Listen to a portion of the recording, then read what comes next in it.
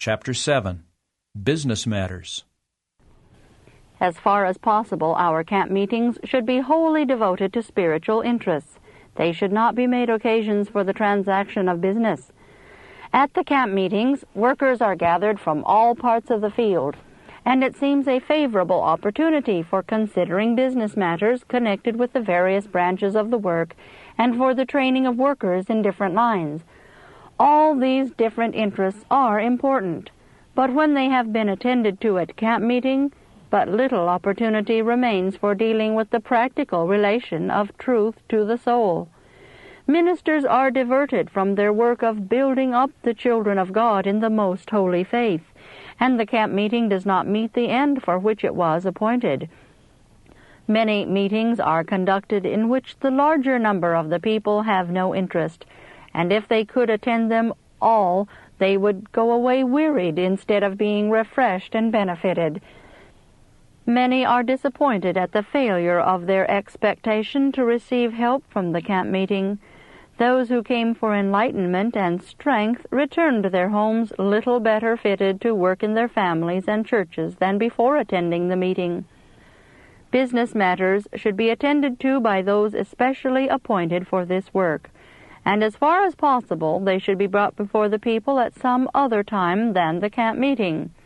Instruction in canvassing, in Sabbath school work, and in the details of tract and missionary work should be given in the home churches or in meetings specially appointed.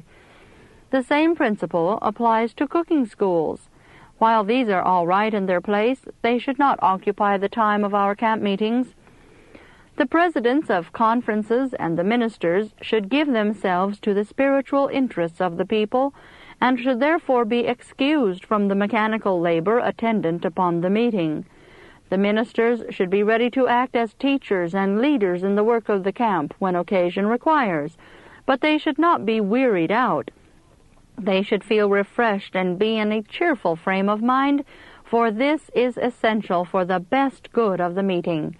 They should be able to speak words of cheer and courage, and to drop seeds of spiritual truth into the soil of honest hearts, to spring up and bear precious fruit. The ministers should teach the people how to come to the Lord and how to lead others to Him.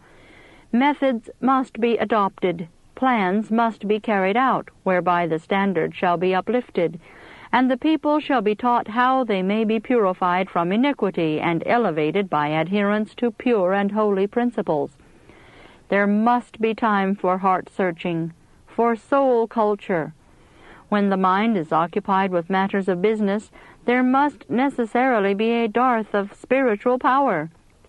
Personal piety, true faith, and a heart holiness must be kept before the mind until the people realize their importance. We must have the power of God in our camp meetings, or we shall not be able to prevail against the enemy of souls. Christ says, "Without me ye can do nothing." Those who gather at camp meetings must be impressed with the fact that the object of the meetings is to attain to a higher Christian experience, to advance in the knowledge of God, to become strengthened with spiritual vigor, and unless we realize this, the meetings will be to us fruitless.